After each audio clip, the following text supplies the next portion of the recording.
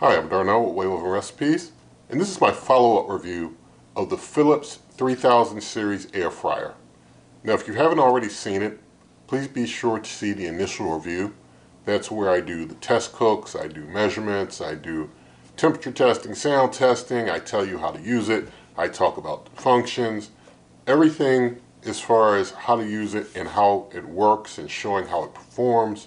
All of that is in the initial review, and I'll have links for that all over. But this is a follow-up review where I follow up and tell you my thoughts and impressions on the cooker.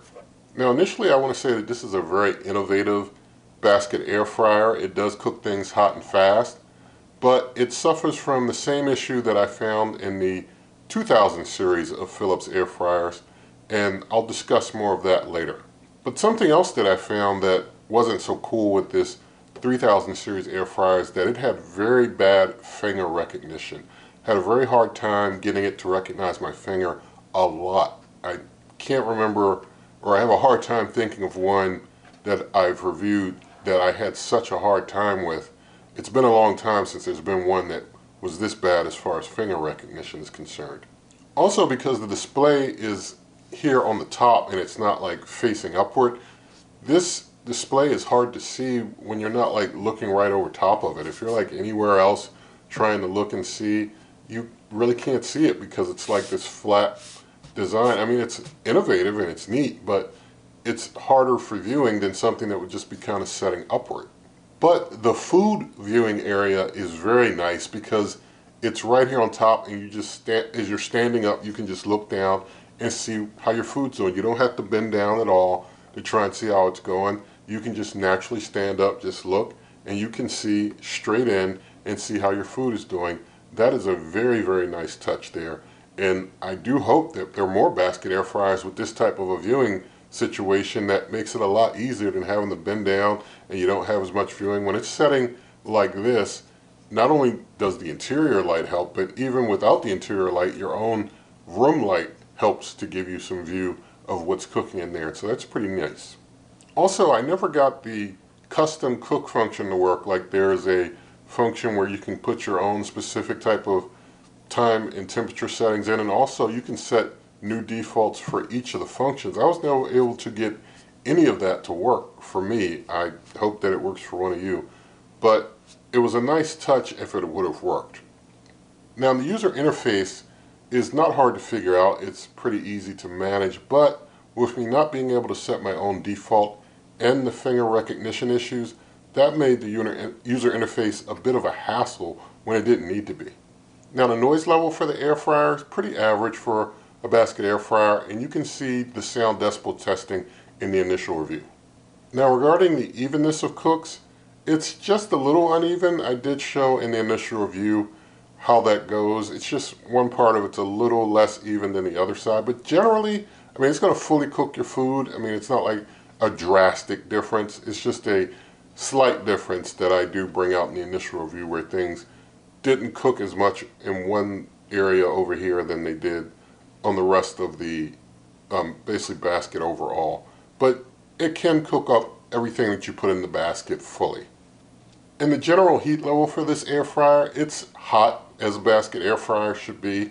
You know, some are cooler, some are kind of medium, and some are hot. This one cooks on the hotter end, and it keeps up with basically any basket air fryer as far as that's concerned. It is a full-up basket air fryer, and it doesn't seem like the window causes heat escape because of its design.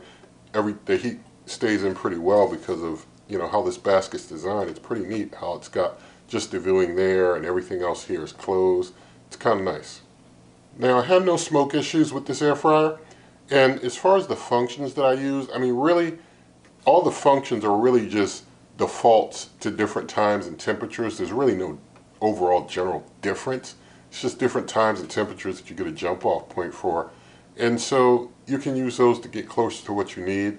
But it was able to do everything that I needed it to do pretty well with no problems. Now, as far as my experiences cleaning this cooker, it's all non-stick, so it was all cleaning very easily. But I did run into a issue with it. And I'll just show you inside real quick. Oh, I guess I need to get the paperwork out of there.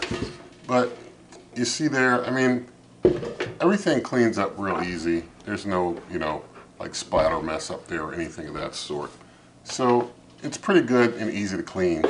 Now, regarding the issue that I was talking about, I found using this that the basket, and I'm going to show you a couple pictures, like a far off picture and a close-up picture, the basket started to fail, the coating on the basket started to fail.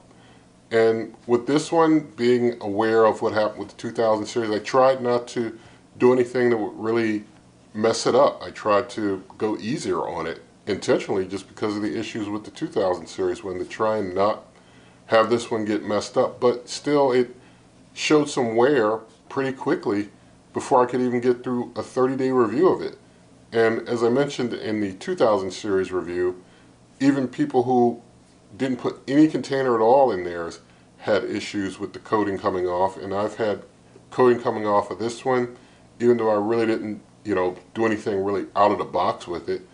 I did, now and then I cook some food and I might have a type of a container or something in there, but still, it was nothing where I was really trying to stress it. And still, it doesn't make sense. I mean, regardless if someone put something in there or not, there are people who still told me they had wear on the basket of the 2000 series, and this one has the same type of coating. It seems like the coating is just not very sturdy, regardless if you're putting other things in there or just food. It just seems to wear off, and it seems like that's just a issue that the manufacturer needs to look at and adjust for all their air fryers going forward, because I've used others in similar ways and had no such issue, but this one I had to stop the 30-day review after 9 days. After 9 days, I noticed that wear on the basket. And so, when you learn more about what these things are made of and the impact that they can have on you, you don't want that. That is not good. And so I had to stop it right there. But, if that had not have happened, it was on course to do well. But I think that's something that they need to look at for their future products that they release. Now, I did contact Philips support about the issue, and they are going to send me a replacement basket once they have them in stock. So that's pretty good for them. And Philips support has always been top-notch in my experience with them. Never had any issues if I had a problem and took it to them. Now, for comparisons, I'm just going to talk about a few, and if you are wanting to hear information about any others, you can check out the many videos here on the channel to see how you feel about those other products that you might have an interest in. So the first one that I'm going to compare this Philips 3000 series air fryer with is the Ninja 4-in-1 Pro air fryer.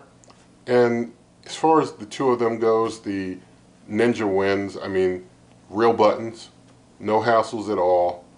The interior basket never failed, and it cooks very precisely and is very reliable. So, hands down, the Ninja wins. Also, if you saw in the initial review, the basket, in my opinion, of the Ninja Air Fryer Pro is a little bigger than this Philips, even though the Ninja is a 5-quart and this Philips is marketed as a 6.5 quart. So that's my take on it, the way that it looks to me. But I show you in the initial review both of them side by side, and you can determine what you think. Now, the next one I want to compare this Philips 3000 series with is its predecessor, the Philips 2000 series air fryer that was 4.4 quarts.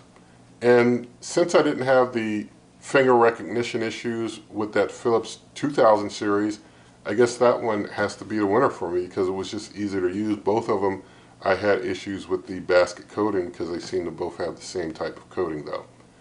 And my personal champ of all cookers is still the Ninja Prestige, which is not fair to compare with this because it's a different type of cooker altogether. Now, I did mention that there are lots of other cookers here on the channel that you can watch videos about. There are over 900 cooking videos here on the channel of over 100 different types of countertop cookers. And so you can check them all out and see which ones you like. Just, see the ones you like and pick one that you think might work for your situation. But that completes this review. And I do want to say that nothing in this video is sponsored, nothing is given to me, and there are lots of ways to help the channel. Also, you can always check out my blog, superwaveovenrecipes.com. Again, that's superwaveovenrecipes.com. In the video description, there are links to help, like my cookbook, merch, membership, donations, link to the Amazon shop where you pay the same price, help the channel, also buy me a coffee link as well. And so, with all of that said, if you did like the video, please give it a thumbs up, share the video with a friend, leave your comments, subscribe, hit that notification icon, and good eating.